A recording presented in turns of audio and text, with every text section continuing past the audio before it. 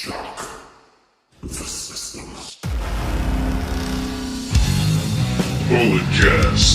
for life.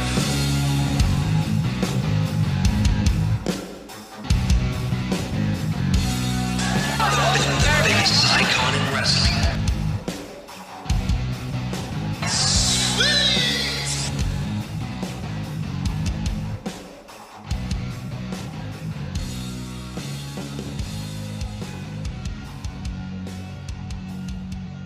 Ho, ho, ho! Merry Christmas, everybody! Yay! Woo! Brandon, aren't you excited? It's Christmas Eve. Oh. I am very much excited. You pulled a U. You pulled a U. Well, I mean, it couldn't be 2020 if I didn't mute myself. Absolutely. But if you guys are watching the YouTube, which you should go to the YouTube, youtube.com/whatever the hell, the Bulletcast on the tube of you. Very festive I am right now. I got the Santa hat, very long. I don't even know what you call this. End of the Santa hat, because it's the only one I could find. I have my Warrior ugly sweater, because that's literally the only ugly sweater I have. I keep telling myself every year, you need to get more ugly sweaters. That game against Brooklyn was pretty ugly, there, boy. Mm-hmm. And then I'm wearing my pajamas. Look at this. I got festive beer. I almost got my ball in my coffee, but look, festive beer pajamas. He's showing us his legs, ladies and gentlemen. Oh God. Oh Jesus. Look at them. Look at those things. Oh, he showed some thigh. Oh, what lovely thighs he has, ladies and gentlemen. Well, soft because the gyms are closed, but it's okay, man. You know, I assume you've been nice, right? You haven't been naughty. Only if you want me to be. Whoa, ladies, if you're listening, he'll be naughty for you. All right, but you know who I am. I'm a microphone Messiah. He's a Canadian Destroyer. He's the current Bulletcast champion. How's it feel, man? Christmas, you're the Bulletcast champion. I've had that feeling a couple years ago. It feels good, right?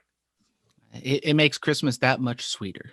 It does. You know, I recorded with Baby Huey for in the click last night. He's taking it like a man. He's like, you know what? It's okay. He's gonna get it back soon because on my birthday, January 4th, Wrestle Kingdom. It's on the line. It's on the line again. I mean, it's gonna be a great day. Celebration of me.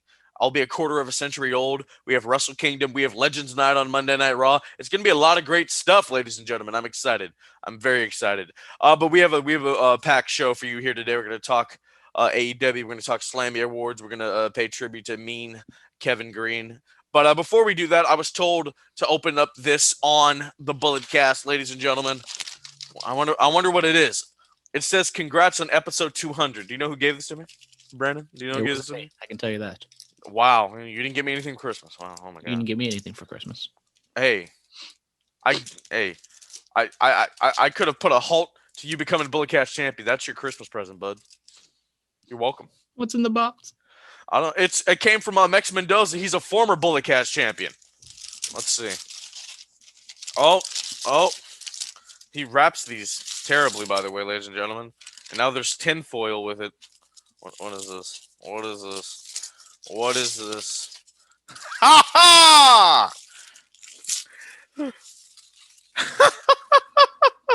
Ladies and gentlemen, it's Mr. McMahon. It's Vincent Kennedy McMahon. Wow. In pop form. In pop form, yes. He bought me a Triple H pop, but that got taken away when my vehicle was stolen last year. This is great, man. I love Mr. McMahon. I love WWE. I will always love WWE. You remember, did you used to watch Everybody Hates Chris, Brandon? I've seen some episodes. Yeah, you know how they had that saying, Bed-Stuy, do or die? Oh, around here, it's WWE, do or die. Yes, sir. Yes, sir. Well, excuse the crunching of the paper, ladies and gentlemen. That's fantastic, dude. I love this. This is great. I'm a fan. I'm a huge fan of that. Wow. All right, guys. Before we get into everything, let's talk about the Slammy Awards. So they happened yesterday. We're just gonna kind of quickly run through them. Brandon, do you know who won the Slammys? I have seen pictures. I know some people have won Slammys, yes, but I can't tell you what they won them for. Okay. Do you know who the Superstar of the Year is? Drew McIntyre. Absolutely. How did you know? Do you know what the Match of the Year was? Drew McIntyre. No, it was the Boneyard match. Do you know what the rivalry of the year was? Drew McIntyre versus Randy Orton. No, it's Edge versus Randy Orton. Damn it. You know, I mean, they had the greatest wrestling match ever. They should have won. Do you know who the tag team of the year was? And no, it's not Drew McIntyre. Drew McIntyre. Tag team of the year. I will go with the New Day. Oh, Street Profits. Do you know what the return of the year was? Drew McIntyre. Come on, it's Edge, man. Oh, that one just slipped my mind. Come on, man. Come on. Ring gear of the year. And no, it's not Drew McIntyre. I mean, come on, him with the sleek body and the kilt. I mean, come on. It's the New Day for all the bright, colorful colors. Breakout star of the year, and it's not Drew McIntyre. Breakout star of the year. Who had a breakout year? Who's not Drew McIntyre? The Street Profits. The Street Profits. Female superstar of the year. Sasha Banks. Yes, there you go. All right, male superstar of the year. Drew McIntyre. Yes. Yeah, there we go. He won male superstar and overall superstar of the year. I knew he won too because I saw the photo on the Instagram. All right, moment of the year. Edge's return. No. Undertaker's final farewell. Wow.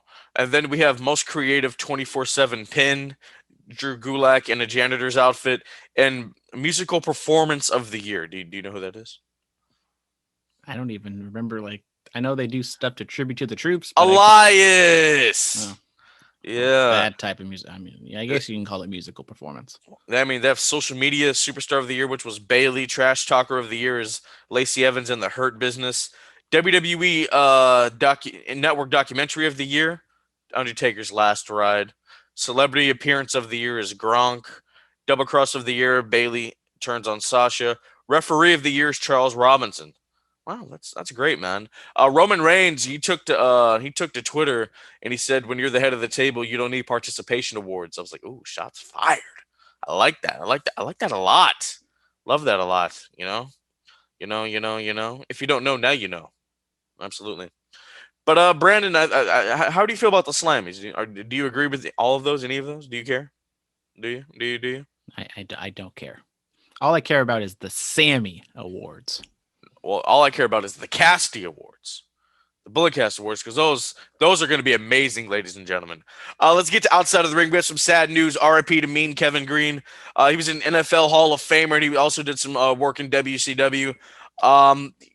He had his run when I was like, what, 2, 3? So I don't really know much about Kevin Green.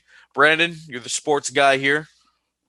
I am the sports guy here. He had a fantastic NFL career. Pro Football Hall of Famer, as Phillip said, and yeah, he did some WCW wrestling in his later years, but he actually wasn't that bad. I think if you hear Eric Bischoff's 83 Weeks podcast, he talks about it that he was rough around the edges. He was definitely green, but if he wanted to really pursue it more, he had good fundamentals, and he maybe could have been better. I mean, we talk about Lawrence Taylor main eventing WrestleMania. I think Kevin Green is another one of those guys who. I mean, football players, I think we've seen if they care about it, they have like a good base and they can do some things. And RIP Kevin Green, I mean, he was only, I think, 58. He coached, he did a lot of things in football, and he has ties to wrestling. So sad day, or, sad week. RIP. Yeah, I mean, that's incredibly young. Like, my mother's 58. I'm like, oh my God, that's scary. Did he play for the Packers? Is that right?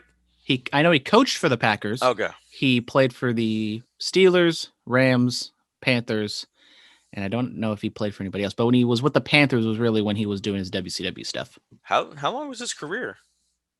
Well, if you just give me a minute, I can go up on the Wikipedia and we can just go through the life and legacy of Mean Kevin Green. 4 teams?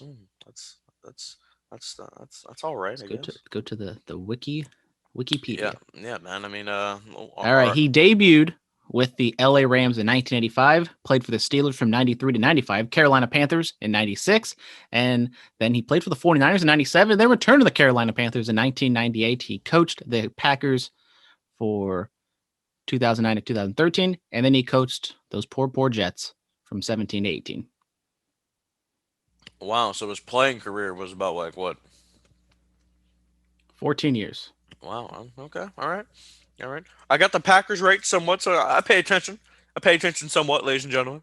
5-time Pro Bowler, 3-time first team All Pro, NFL Defensive Player in the Year in 96, NFC Defensive Player in the Year in 96, 2-time sack leader, NFL 90s All Decade Team, and he's a part of the 100 Sacks Club. And he's a Super Bowl champion as a coach with the Green Bay Packers. Oh, he didn't get a ring as a player? Unfortunately, no. Hey, he got a ring though. He got a ring. That's what it's all about at the end of the day. About getting that ring, baby. Yes, sir. All right, ladies and gentlemen, we're gonna move on from that. The Lucha Bros, Pentagon and Rey Fenix, they have signed a contract extension with AEW until late 2021. So about like late October into early November. What are your thoughts on this? And can they capture the AEW Tag Team titles finally next year? I'm really excited that Pentagon and Phoenix are sticking with AEW. I keep saying that I wish they could use them more. We're seeing Phoenix be in the main event of next week's Dynamite. I would like to see them be utilized more in the tag team picture, but if they do go the singles route, I think Pentagon does have a lot of upside as a single star. I know his English isn't the best, but I just think the swagger and his demeanor that he has, I mean, we've seen a lot over here in APW. I'm a big fan of the Lucha Bros. I want to see them do more, but it's kind of a thing with AEW. They have so many tag teams. They have so many talent that you can't push everyone at the same time, because if you do that, then you're not pushing anybody. It's kind of like WWE with their 50-50 booking. If you push everybody, you push no one. Yeah, man. I mean, Rey Fenix, I'm particularly interested about him because he was in that Vice documentary, The Wrestlers, when they went down to Mexico, and you kind of got an inside to him. And I mean, Pentagon, I mean, the guy just has an aura about him. Like, very few performers have an aura about them. I mean, we talked about this a couple weeks ago, like Sting and all those other guys. Pentagon's aura is different, when he crip walks to the ring with his Mexican rap playing him out to the ring. So I'm interested to see what they do. Hopefully they capture, the AEW Tag Team titles. Because I mean, coming into AEW, they were hot. They were feuding with the Bucks for the AAA Tag Team titles. I mean, Double or Nothing. That's probably one of the best tag matches I've ever seen in my life, in person. But yeah, I mean, they've done some good work, and they got this whole thing with Pac and Lance Archer feuding with Kingston's family. So I hopefully they do some big things moving on in 2021. All right, Madison Rayne, the Killer Queen, the multiple time Knockouts champion and multiple time Knockouts tag team champion. She was a part of the Beautiful People in TNA or Impact Wrestling. She's leaving Impact. She's recently been doing commentary there with her husband Josh Matthews. And yeah, she's leaving Impact to do an out of wrestling endeavor. So whatever that may be, we wish her the best of luck in all her future endeavors. Madison Rayne, she was people talk about the women's revolution in WWE. Like, I mean, it started 5 years ago. TNA was ahead of the time with that. They were doing that in like 2007. So about like, what was it, like 8 years before this whole revolution in WWE started. And Madison Rayne, what are you talking about? Stephanie McMahon created women's wrestling. Yes. She created it back in man. In WWE terms, like back in the 80s when Moolah had the title. When Stephanie was born, that's when women's wrestling was created. Absolutely.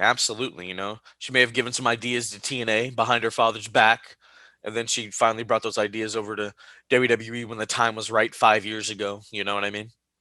Mm-hmm. Yes.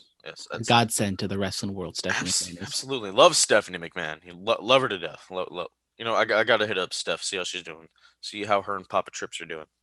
All right, inside of the ring, Gabe Sapolsky is to lead a new NXT.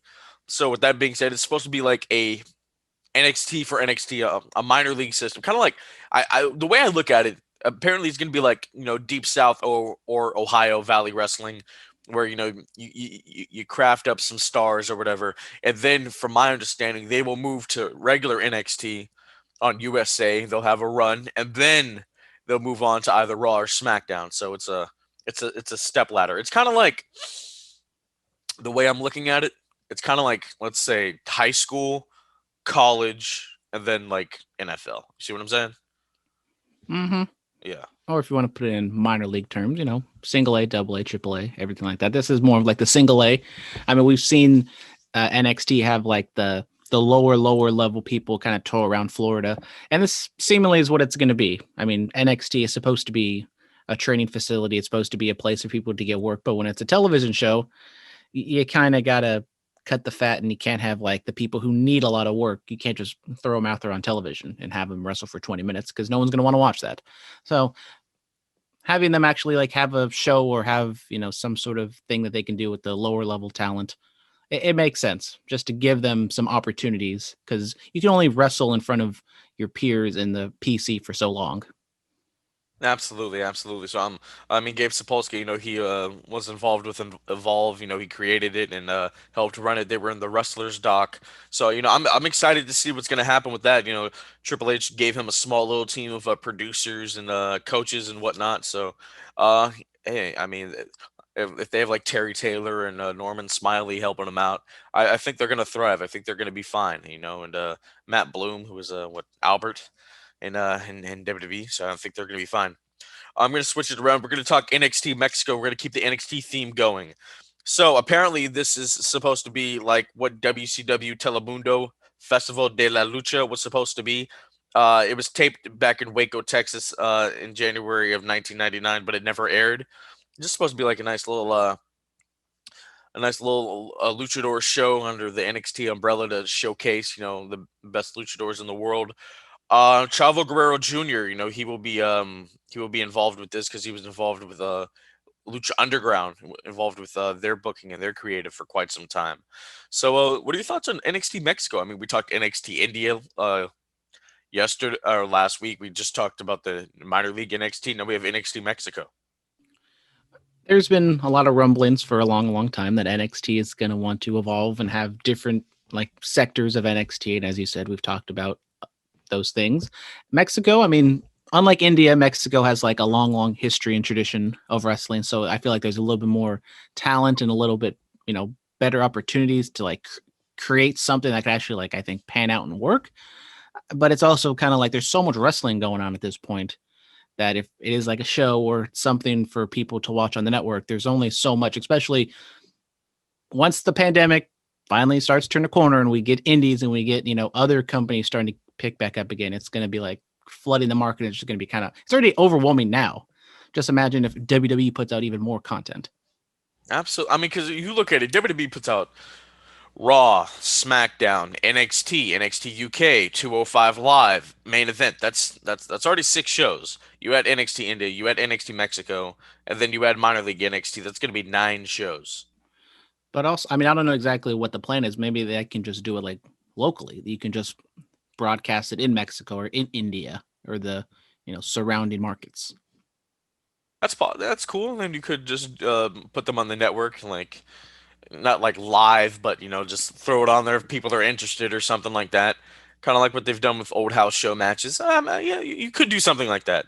Like when it's a final clean and polished product, that's when you can start promoting it. All right, ladies and gentlemen, let's move on to Ring of Honor Final Battle that took place last Friday night. Baby Huey and I did a recap on last week's episode of In the Click. Go check it out. I mean, I haven't watched any Ring of Honor in the pandemic era, so I decided to watch it. Huey hit me up saying, "You want to do a review?" I'm like, "Sure." I saw some good things, man. I did see some good things, but they are still doing it, without a crowd or any type of piped-in crowd noise. So I haven't watched wrestling like that in quite some time, so it was a little eerie. But I mean, I saw good things with Roosh retaining the Ring of Honor Championship against Brody King. He was a part of Villain Enterprises with Marty Scurll. You saw Dragon Lee, who he's the King of the Independents. He back to back won the King of the Indies out here in the Bay Area. He retained his television championship against a guy, I forgot his name. Then you saw like Dalton Castle, making his return to the ring because he's a former Ring of Honor champion.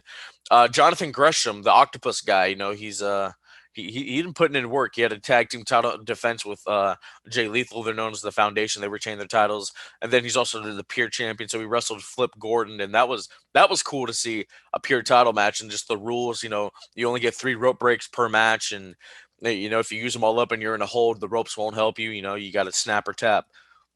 So I mean, Ring of Honor, they did some good things. They did some good things that I did like. Brandon, you have any thoughts about Ring of Honor? I know you didn't see this, but whoa. You're absolutely right. I didn't see this, but I mean, Jonathan Gresham. I have heard some good things. You know, I've seen that he is a pure champion. I think he's definitely someone to keep an eye on. I know he's a little on the shorter side, so maybe that might deter him from doing some big things in WWE. But he's definitely a guy to look out for in 2021. absolutely, hey man, go listen to that episode and the click. I made a reference between him and George Hackenschmidt. Yeah, it's kind of historian I am. You know, go watch George Hackenschmidt and Frank Gotch from 1911. Great stuff, ladies and gentlemen. Great stuff. I mean, yeah, I mean Jonathan Gresham. You know, he's with Jordan Grace, so his father-in-law is the big bad booty daddy. You know, he can learn a thing or two from Big Papa Pump Scott Steiner. You know what I'm saying? I mean, I love to see them wrestle for the pure title. No. We don't need to see them wrestle for it. I mean, he could, he could teach them like you do this, and that. Holler if you hear me. You know, you can do something like that. We desperately need to get Scott Steiner on here. I'd mark out so bad. That'd be great. All right, ladies and gentlemen. This day in wrestling, Chris Hero is 41 years old. That's it. That's all I got. Nothing else really happened. What are your thoughts on Chris Hero having a birthday today? You a fan? Happy birthday, Chris Hero. Awkwardly met him at WrestleCon, WrestleMania 31. I didn't know what to do. I just handed him a PWG DVD and was like, "Could you sign this?" He's like, "Yeah, that'd be $10." I was like, "Okay, cool." And then he signed it, and the Sharpie was like expired, so like it's just like a smudge. It's terrible. You paid $10 for that? I think I'm not exactly sure how much it was. Wow. Never met Chris Hero. I'm sure he's a nice guy. You know, he was tearing it up in the Midwest Indies with CM Punk like 20 years ago. They were doing great work. All right, fan mail, Robert Walker. Do you boys drink eggnog? And if so, what do you put in it to add that extra flavor? For me, it's amaretto. It's super sweet. I do enjoy amaretto. You know, when I was going to the bar, I would have like an amaretto sour here or there. Amaretto's very tasty. It's delicious, but I do not drink eggnog. It smells delicious, but the taste of it is absolutely repug. Not a fan. I'm a big nog guy. I don't put anything else in it. I just drink the nog straight up. Oh, you a big nog? You a big nogger? Okay. Even though I haven't had any this year, but okay. I see you, pimp. I see you, pimp. You know, every time I think of nog, I think of Fairly Odd Parents and Timmy's dad. He's a big nogger. Loves the nog. He does love the nog. Fairly Odd Parents. That was a great cartoon. Oh my god, they did good work. You have a favorite episode of Fairly Odd Parents? All of them. Oh yeah, man. I wanted Fairly Odd Parents so bad, bro. I'm like, man, he gets all this stuff. You know, I was like looking on the internet, like, can I buy these? Like, Jesus, they were great. Dingleberg. Ew, Vicky. All right. Hootie Who 420. You. There we go. Mates, I'm not a fan of the goofy, over-the-top, weird-ish that WWE does. But Randy killing a man on live TV was one of the best things I've seen in 2020. Great way to end the year. Merry Christmas, boys.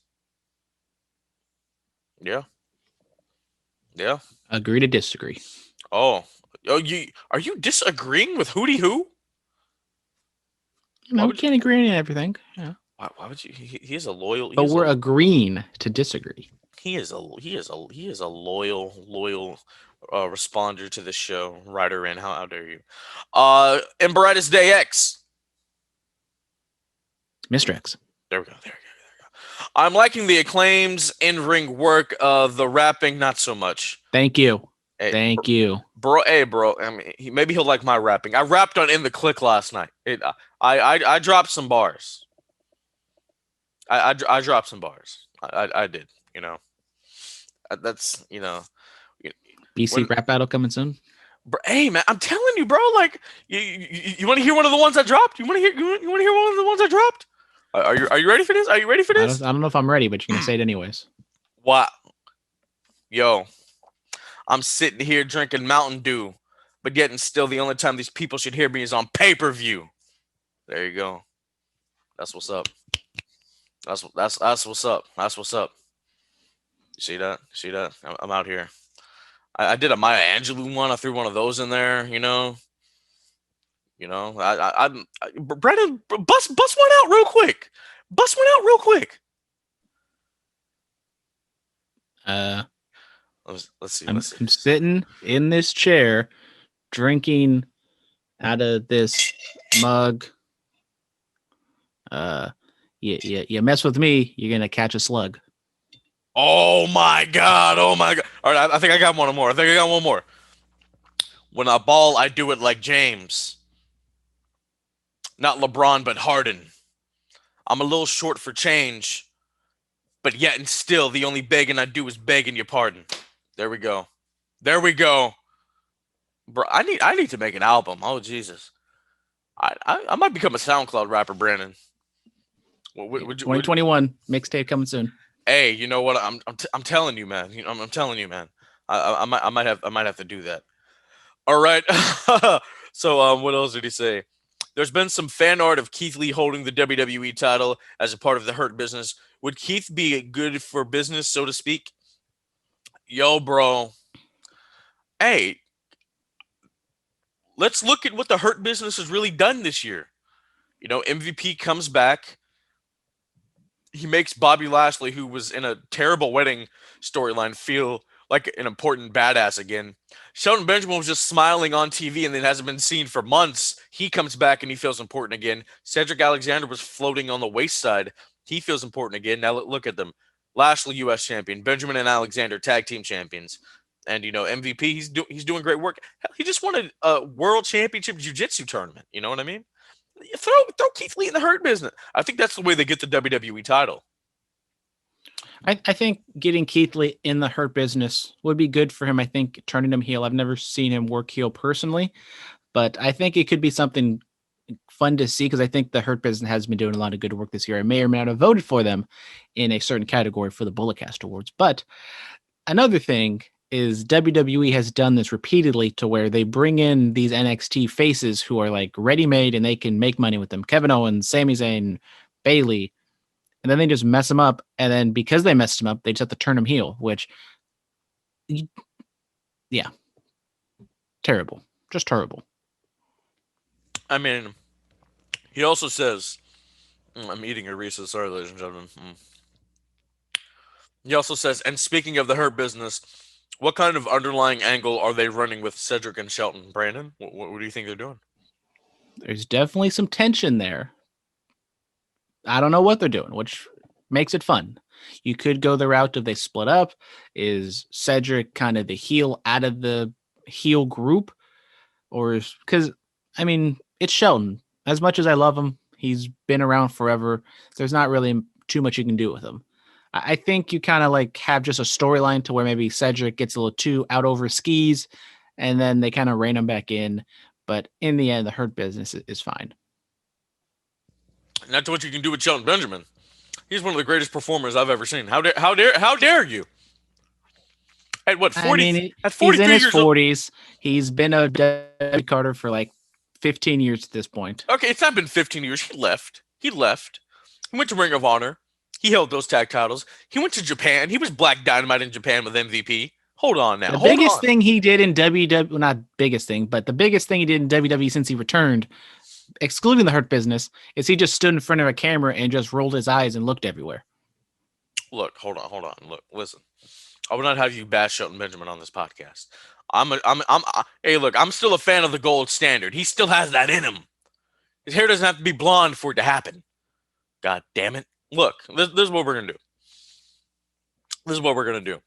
Cedric, he's the young kid. He's like, I told you, and all that other ish, right? And Shelton is gonna pull him aside, like, hey, bro, like, what the hell are you doing? You need to get serious.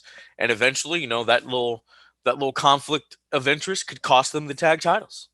You know what I mean? Yeah, I see things. I see things happening. Yeah. But then where do you go from there? Is one of them a single? Do one of them get kicked out of the club? Is one of them a face? I have to talk to MVP. I have to hit up Montel to see what's actually. You know what? Because business is booming. Her Business, I'm in. I became a member of the Hurt Business. I don't know if you knew this. Yep. I'm the chief financial officer for the Hurt Business. Yes, sir. Yes, sir. All right. And Brad X also says, could Sting's first match in AEW be a tag match with his son Darby Allin? Yeah, let Darby do all the work and get beat up. Sting gets the hot tag, couple clotheslines, Stinger splash, Scorpion death drop, boom, we go home. Yep, that definitely seems like the direction they're going, is having Darby and Sting be in some sort of tag team against Team Taz, and then maybe a singles match between Darby and Sting. I think that is something that people want to see. I don't know how Sting could work a full-fledged singles match, but I guess we'll find out. Sting could have turned back the clock. We don't know. We don't know yet. We'll have to really wait and see. All right, last one. Finally, I want to wish you guys and everyone in the BC Nation a Merry Christmas. This has been a tough year for everyone, and I hope that the holiday can bring you some sense of peace and to those who need it the most. Wow, that's super nice of him. It's very nice. Thank you. He's in a good mood because the Bengals whooped them Steelers. Oh, wow. I was almost going to get a little graphic, but, we're a PG show here. Tap that booty hole. Tap that booty hole. That's what you can say. Did you ever see the video Mr. X he sent us? I put it up for the people to see his face, or brought a tear to my eye. Somewhat see his face. You saw a little bit of that illustrious face. All right, ladies and gentlemen. No. Only one thing we're going to talk about from Monday Night Raw. Randy Orton and Alexa Bliss's segment. Alexa's on a swing, being all, weird Alexa Blissy. Randy said the Fiend is gone. So, I mean, the way I'm looking at it.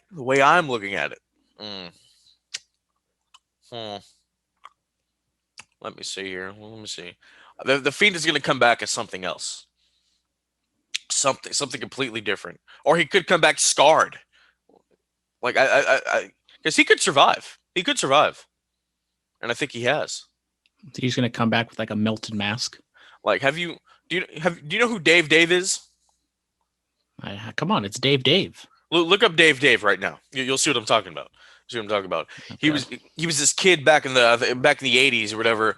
I think he was in a burning house or something. Like his whole body was severely burned. Like he should have died, but thank God he didn't. And I know he was scarred for life. Do you see what I'm talking about, Dave? I've seen this person. I don't think I've ever seen this person before. Yeah. R.I.P. Died July 15th, 2018. Yeah. He just he passed away a couple years ago. But my point is, like, he was severely scarred. So I mean, we could see the Fiend come back as something like that, or like I said, like a Freddy Cougar type deal, or like Deadpool under his mask. We could see something like that. Like, it's about to get weird, and I'm kind of okay with it. Kind of okay with it getting weird. What about you? I'm a little scared of it getting weird. I mean, WWE just killed a man, or I guess Randy Orton just killed a man, presumably, on their television screens. But I am happy, I guess, that they didn't just bring the Fiend back the next day. At least he's like selling it, kind of, until he comes back and he's like no selling it or completely is changed. However that might be. Oh, let him pop in at the Rumble and eliminate Randy. Let's keep it going, bro. Yeah. Honestly, I'm perfectly fine with that. If you hold him off for an entire month and then Randy Orton is doing his thing in the Rumble and then the Fiend finally returns there, that makes sense. But then also with the ratings the way they are, I know WWE probably wants to have all hands on deck for the next month. Absolutely. Brandon, take us to AEW. Well, while Phillip eats his Reese's, we're going to talk about AEW Dynamite. They kicked off the show with a tag team match. Who would have thought? A tag team match in AEW. Chris Jericho and MJF take on Top Flight, and Jericho and MJF get the win. MJF winning the pinfall here with the Heat Seeker. Very not spotty, but Top Flight definitely moving around, doing a lot of their things. They got a lot of offense in, but the heels, as they should have, won this match, Phillip. Absolutely. I'm done with the Reese's. Oh my God, yes. That's delicious. Yeah, MJF kind of had to be the workhorse because, Jericho's an older gent now. He's not going to be moving around a whole lot. Jericho did the typical get a couple moves in, get hit, roll to the outside, and all that other stuff. Yeah. Yeah, the match was fine. I think like some of the things Top Flight does, I have a little bit of an issue with, just kind of too flippy floppy for my liking. But overall, I mean, MJF did carry the bulk of this match, and I think for the most part, he did a good job. Chris Jericho, they're hiding him in tag team matches, I think is a good thing at this point. But I mean, it was fine. They had a promo afterwards where Jake Hager kind of called out Wardlow, and they're going to have a match in 2 weeks on January 6th.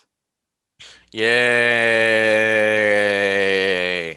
That's gonna be interesting. You know, I was talking about this last night with Huey. This could be the start of the Wardlow face turn. They have kept Wardlow like not like a face per se, but he's been kind of more of the sympathetic one with MJF getting after him. Now Hager kind of calling BS on him having family issues, so they're definitely making him feel like the face. So I think Wardlow win, and if that ever happens, I think it's going to be a big pop if he ever attacks MJF. Yeah, that's what I'm saying. Like I can see it. I can hear the pop now. Let's wait till we have close to a full capacity crowd. You know, whenever this is gonna be, and like when Wardlow pushes MJF down and MJF is selling it like, oh, hey, hang on there, big guy, and Wardlow's like, oh, you know, he's doing all the huffing and puffing. Like I could hear the pop, and then of course that's gonna be his first big, like true big match. Is going up against MJF for his emancipation. You know what I mean? So I can see it. I think it's gonna be good. It's gonna be very good. Yeah, it should be really good. Am I just hosting the entire AEW Dynamite? Because then next we had the Sting promo. I mean, whew. Tony Schiavone comes out. He introduces Sting and asks once again, Sting, what are you doing here? You said you're going to say this last week, but you didn't say anything. How did he say it? How did he introduce him? This is Sting. Dun, dun, dun. No, you got to do it. I'm not yelling it. It's Sting! There you go, ladies and gentlemen. You're welcome. There you go. And then Sting went on this whole like rant about Dusty Rhodes, wanting him to be all cute and colorful, and then matching up with Ric Flair. And I don't exactly know where he was going with it, but he's back in the jungle. And then they pointed out Darby Allin again, and then Team Taz interrupts, and they do the whole flicker of the light switch, do the little Drake TikTok challenge, and then Darby Allin's in the ring. You're not gonna do the Dusty voice? No, baby. I mean, he talked about Dusty with like, I'm gonna put color on your face, put color on your tights, color on your boots, and we're gonna get funky like a monkey, baby. You know, you're talking about all that. And I mean, what do you say? Sting's the best at doing a whole lot, but not doing a whole lot? Sting is the best at doing nothing. Yeah. I mean, it kind of reminded me of the latter years of the TNA promos. I'm like, oh yeah, just in the ring, kind of talking. He's just the appearance. The appearance, yeah. And I mean, Darby Allin, I guess did you hear about like when Jupiter and Saturn were supposed to come together? You know, like African Americans were supposed to get superpowers. Did you see those memes? I have seen those memes. Yeah, I guess Darby Allin, I guess he got the superpowers. Did you get a superpower? No, dude. Like I was trying, man. I was like doing all this, like Spider-Man. Like I was trying everything, you know. I tried to levitate, and you know, like last night, my buddies and I, we had like a lit candle, like it was The Craft or something. Or I was trying to levitate things, like I was in Charmed, like I was Alyssa Milano, and trying to do all these powers and whatnot, but nothing happened. But Darby got the powers because he can teleport now. It's going to be one of those like things in a superhero movie where you're not trying to do anything, but then you just do it, and then that's how you find out you have a superpower. Kind of like Sky High, where they didn't think he had any powers, and then he just got super strength out of nowhere. Yeah. So Darby got the superpowers, and he teleported. And bro, this makes Team Taz look weak, dude. You've got two big hosses and Hobbs and Cage. You got a decent built guy, and what the hell's his name? Ricky Starks. Hook, little Hook. I'm sure he could do something, you know. And all four of these guys are just gonna run away from an old man with a bat and a skinny dude with a skateboard. Come on. But they're heels, Phillip. They're supposed to be little scaredy cats, but they also saved Brian Cage a little bit by having him want to go attack, want to go fight them, which Brian Cage is the top guy in that faction. So they kind of saved him a little bit from being a little scaredy cat, but they kind of held him back. It's like, we don't got to do this now. We got the title match in a few weeks. We'll get him then. Yeah, dude, like, what if Brian Cage loses? Then what does that do to him? I'm not going to say it's like going to bury him by any means, because I do think Darby he has potential. But I think it's almost kind of like the Lucha Bros and some of the other people like LAX or whatever. Like you've been there for so long, you kind of got to win the big one at some point. Absolutely. So when he becomes TNT champion, he gives the FTW title to Hobbs or Hook. Oh, Hook. Or what about Starks? He'll feel left out. Yeah, he gets to do promos with Taz all the time. Yeah. He'll be all right. Anyways, we had another tag team match, the Jurassic Express. All three of them take on Colt Cabana, Cone, number 5, and the half repper 10. Correct. I did get that backwards. Okay, so Jurassic Express gets the win, and they cut a promo, or I guess Tony Schiavone comes back in the ring to interview them, and then they get cut off by Tully and FTR. Tully cuts a promo, and they're going to have a match, I believe, also on January 6th. Or is it next week? I have no idea. I have some news, Brandon. Well, hit me with it. I put in my application. I got my acceptance letter. I'm now in the Dark Order. Ooh. Yes. The numbers are you get your number by which by how you came into the group, the order in which you were put in. I put in some applications for some numbers. I told him, look, I'll be 7. I don't have a problem with it. I'll be the number 7, but I put in for some numbers, and next week I get my number, so I'm excited. Cannot wait for that. Stay tuned. Yes. For the Bulletcast Awards. Yes, it could be 7, could be 24, could be 69. We don't know. We don't know, ladies and gentlemen. We don't know. But the Dark Order is cool, man. I get to hang out with Johnny Hungry and 10, and I'm trying to work with him on his reps. And I get to hang out with Anna Jay. She's cool. She's a very sweet girl. And it's sometimes occasionally drink with Hangman Page. I'm trying to convince Adam to just come feel it out like Colt Cabana. You're just kind of checking things out. Just come on. They're a great group of people. They're hilarious. They're fun. They're misunderstood. They're great. They are misunderstood, but I'm upset that we didn't win against the Jurassic Express. But hey, I'm not gonna lie. That finish with the flipping over into the powerbomb, that was kind of cool. That was kind of cool. I'm not gonna lie. Then we had Kenny Omega and Don Callis arriving. I don't even know where it was. Either it was at the arena or it was like in the hotel lobby. It was like Sorry. It was like a hotel lobby. Not to cut you off, but I mean, but you did. Alex. Sorry. Alex Marvez, he's just earning that paycheck. He's all over the place. You know what I mean? He's he's paparazzi adjacent now. He's the TMZ of AEW. He really is. Like when they catch him at the airport. Hey, can we talk to you? Can we talk to you real quick? What are your thoughts on this? You know what I mean? Just trying to get like a little 20-second soundbite. Yeah. And he got that 20-second soundbite. He got 2 20-second sound bites from Don Callis and Kenny Omega. Don doing his thing, Kenny doing his thing, kind of calling out Rey Fenix. I quite enjoyed it. I thought this was maybe one of the better Kenny Omega heel promos I've seen in the past few weeks. It was straightforward to the point, and going after Rey Fenix. It was good. I quite enjoyed this. Yeah, I kind of wanted Kenny Omega when Pac first announced it. I wanted Kenny to be like, I'm an EVP. I'm not doing that. I kind of just wanted that to happen. Yeah. Pac, new EVP of AEW coming soon? Possibly, I really wanted Kenny to be like, no, I'm not doing that. Well, speaking of Pac, he had a match, and it was a singles match. He went up against The Butcher, and Pac wins, as he should. Solid, strong match between these two guys. Pac hits the red arrow for the win. We had the Lucha Bros, or I guess not just both of them. It was Pentagon came out, and we also had Lance Archer. They kind of go back and forth to talk a little bit, trying to work out the kinks. Eddie Kingston's on commentary, or took the headset and said something. So continuing that feud between those 6 men. Yeah, you gonna buy the Butcher's Christmas album? Maybe. Is it featuring the bunny? He's in a band. And his voice does not match his body. I'm gonna tell you that right now. Yeah. He has like a very sensual voice. Kind of like how Brock's a big dude, but his voice doesn't match his body. Mike Tyson. Told him I was gonna cut his ear off. You know what I'm saying? Yeah. This happened. Yeah. That's all I can say. Happened. And also what happened is Sean Spears had a sit-down interview with Tony Schiavone. Schiavone all over the show, and they kind of hit the reset button on Sean Spears. He had the loaded glove, no Tully with him. He threw the glove to the side. He did the whole glass ceiling, stuff we always hear, which I think is getting kind of tiresome. But then Tony kind of called him out and said, maybe you're the reason why you're not doing all that well in AEW and WWE. And he says, F you, Tony, I can do whatever I want. And he just left. So they're hitting the reset button.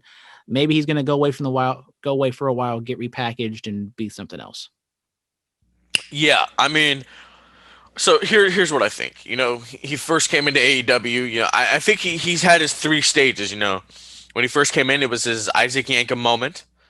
This was his fake Diesel moment. He could be hitting his Kane moment next. Gonna put a mask on him? No, that's not. I mean, like the success, or maybe he already had his Kane moment in WWE. Because I mean, really, he got over by just throwing up his hands and saying 10. You know what I mean? Maybe his Kane moment's already come. We've talked about Spears multiple times on this show. You're much bigger of a proponent than I am. I never really saw too much in him. I mean, the 10 stuff did get over, but that's pretty much all that got over. Like, he does the gimmick, but then when it comes to the in-ring stuff, it kind of just falls flat. And whoa! He's a very talented performer. Hold on now.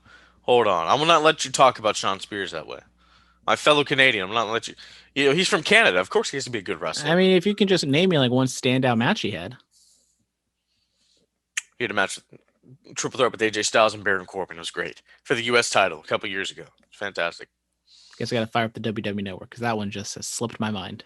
I know. Like, why would he do that? And then he had a couple good ones in NXT that were good. I think he had did he have a takeover match with Eric Young? I want to say that was pretty good. Of course, the match with Cody at All Out last year that was good. Yeah. So did good things. He's done good things. What do you think he is going to be like? He's already done like the super serious heel. He can't be like the not comedy babyface, but whatever you call the 10 gimmick. He can't do that. So where does he go if he's going to be something different? If he's going to be something different, I have no idea. We just have to wait and see. We shall wait and see. We had a women's match, our obligatory one women's match. Hikaru Shida takes on Alec Gracia, even though it's like spelled Garcia. I don't know. Shida wins, as she should, but before the match, Shida had a promo with Dasha. Abaddon attacks her. She gets away from her, does the intro. Abaddon reappears during the match. She attacks her, and then Shida gets the win. And then Abaddon reappears again and attacks her and takes a book out of Shayna Baszler's playbook and bites Shida in the neck. Whoa, you just skipped over Dustin versus Evil Uno. Well, I also skipped it during the Spears promo, but you didn't say anything there. Wow. It was not a good night for the Dark Order. Let's just move on. Shida defeats Alex Gracia or whatever her name is. Look, I don't give a damn about Abandon. I've said this multiple times. Like, I don't care. I don't care, And then Huey talked about how Shida's just gushing blood out of her neck, and JR was just like, oh, she's bleeding. Well, we're coming up next. Like not showing any compassion or whatever. Like, oh, she's bleeding. Yeah, that's a damn shame. Yeah, that's it. Look, man. I mean, I don't give a damn about Abandon. I don't care. Look, what happened to the ranking system? Isn't Nyla Rose the number 1 contender? Like, what are we doing? It is simple. It is very simple. If the number 1 contender doesn't win, the number 2 ranked person comes. They lose, then the number 3, then the number 4. It's math. It is simple math. TK, you're a billionaire. What are we doing? I don't know if he's a billionaire. Maybe his dad is, but I don't know. Okay, a millionaire, whatever. Look, you have a lot of money. You got more money in the bank than, my whole apartment complex combined. What the hell are we doing? The women's division, we keep talking about it, ain't the best in the world. I mean, Abaddon, it is different. So, I mean, it's that. I can give him that, but I'm not saying it's good. Look, listen. He pops up on Impact with these little promos, but Tony Schiavone, look, he said he could buy up, talent, when the contract expires. If you need to get talent, there are 3 I can tell you. Jordan Grace, Ty Valkyrie, Deonna Purrazzo. Get those 3, beef up your women's division, homie. That's it. Yes, sir. Yes, sir. And even if you want, if you want spooky scary, they have Rosemary and Sue Young. So you can do whatever Abaddon's doing, but even better. Absolutely, absolutely. We have a main event. We do have a main event, and it is the Young Bucks taking on the Acclaim for the AEW Tag Team Championships. Mr. X already talked about it. Acclaim wrapped to the ring. Not very good. We also had an Acclaim music video, which also was not very good. And the Young Bucks, Philip, big fan of the Acclaimed rapping? Dude, you know what I'm saying? Like my boy John, who's posted behind me. Shout out John. Look, enough time has passed where another person or group or whatever can do the rapping gimmick, and I think they're gonna be all right. Because I mean, Cena got over with it. He got over with it. That's how we got to where he is today, from those raps. The Acclaimed, give it some time. Give it some time. We're gonna see them on Wild and Out, having battles with Hitman Holla and Chico Bean and all that other. Wait, is Wild Not still a thing after Nick got fired? My girl Justina Valentine will body them. Oh, more ways than one. Hey, but yeah, she is a nice lady. She is a nice lady. She got a nice body, yada yada yada yada too. That's all I'm saying. Look, listen, I believe that the Acclaimed and they'll be fine with the whole rapping. It's different. It's very different. But the match was good. I thoroughly enjoyed this. The match was good. I think the Young Bucks are just trying to have a good match with anyone, and they definitely had a good one here. They win as they should. I mean, they went over pretty strong. I mean, Acclaim did get their ish in, but the Young Bucks get the win. I think this was kind of a nice one-off feud for the Bucks, because maybe they're going back to FTR or somebody else. We shall see, but I think the Acclaim, wrapping aside, I think the wrestling is good. So maybe kind of repackage them or maybe tone back on the rapping a tad bit. But overall, not a fire episode of Dynamite by any means, but I think it was a little bit better than last week's. Last week's is more of kind of like a deep breath as we head into these big next week of shows. I think this was like a good first step. Then we get the AEW title match next week, and then the week after should be a lot of fun. Absolutely. Also on Dynamite, we forgot we had not what's her name? I want to say Sage, but it's not Sage. Is it Paige? What's her name? Sage Cargill. There we go. I got her name. Jade Cargill. Oh yeah, she cut a promo about Brandy being pregnant. Whatever. Cut a promo about Brandy being pregnant and how she's running away from her and all that other stuff. You know what? You know what would have made that promo better? Are you ready? You know what would have made it better? Big Daddy Shaq Diesel. No. If Jade called her heifer, that would have made it better. Yeah, that. So I guess that's it. Superstars Spotlight. Who do we got? So many people to choose from. I will go with Kevin Owens for the fantastic TLC match he had with Roman Reigns last week. I keep wanting Kevin Owens to be more. I don't think he will be, but this was just a little flash of what he could be. Could have been. Yeah, could have been, sure. Well, he has a steel cage match tomorrow night with Roman Reigns, so he may win the Universal title on Christmas. We don't know. We'll find out. Yeah, so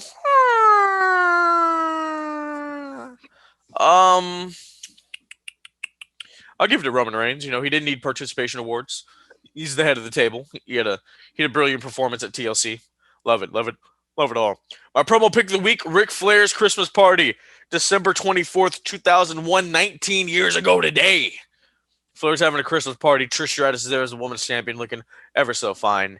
You have Kane there, makes an appearance. It was all good, yes sir. Gotta love the WWE Christmas shenanigans. Absolutely. What'd you think of this? It was a fantastic segment, Philip. You didn't watch it.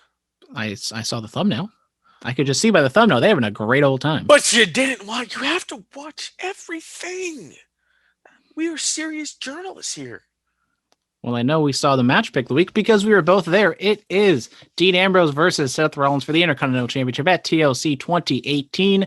Seth Rollins comes in as the IC champ, but he does not leave as the IC champ as Dean Ambrose takes it away from him. I was watching this a few weeks back. I believe this is Dean Ambrose, the last title win ever in WWE. It is, yeah. This match should have been better than what it was. The crowd, they kind of poo-pooed on it.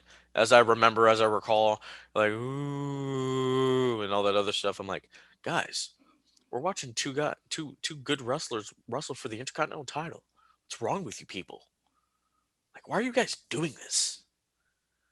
But the main event, though, that main event was lit. Am I right?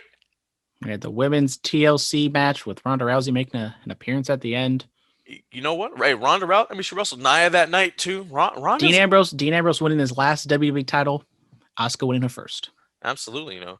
Ronda Rousey was up that night. I remember that fondly. All right, ladies and gentlemen, I guess that's going to wrap it up for us. Follow us on Twitter at Bulletcast, Instagram, The Bulletcast, YouTube channel, The Bulletcast. Email us, bulletcast2 is in the number 2 sweet SWET at gmail.com, 99.9 FM KW in Watsonville every Friday night, or Thursday night from 9 p.m. to 10 p.m. iTunes, Stitcher, TuneIn, iHeartRadio, Anchor, Spotify, Patreon. We're all over the damn place. Bulletcast from the vault. The first 3 episodes are up there for $5 a month. And Brandon, you know what else I might upload? The audio is kind of terrible. I got to work on it. Our first ever recording together. Do you remember what that was? It was not the Bulletcast. I do not. It was the basketball game we called at Chabot 5 years ago. You remember? I was the color guy. You were play-by-play, and then the other dude was super play-by-play. But we barely got to speak because he kept cutting us off. That's why I don't even remember doing that, because I don't think I spoke at all. You spoke a little bit. I found it on YouTube. I was listening back to it. I did okay. You did okay for the about 2 minutes out of the whole game you got to speak. I was a cameraman. I was more of a cameraman. We had the iPad on the tripod. I was good at just panning back and forth. Absolutely, ladies and gentlemen. All right, well, that's going to wrap it up for us. Merry Christmas, Happy Holidays. Go enjoy this time to be with your families. You know, drink eggnog, get under the mistletoe, hang up Christmas lights if you haven't done it already. Turn on your Christmas lights. Exchange gifts for Christmas Eve. All that good stuff, guys. Yeah. Don't get COVID for Christmas. That's an interesting gift. All right, guys. Stay clean, stay strong, stay safe, stay quarantined. Happy holidays. Diamonds are forever. So is the microphone Messiah.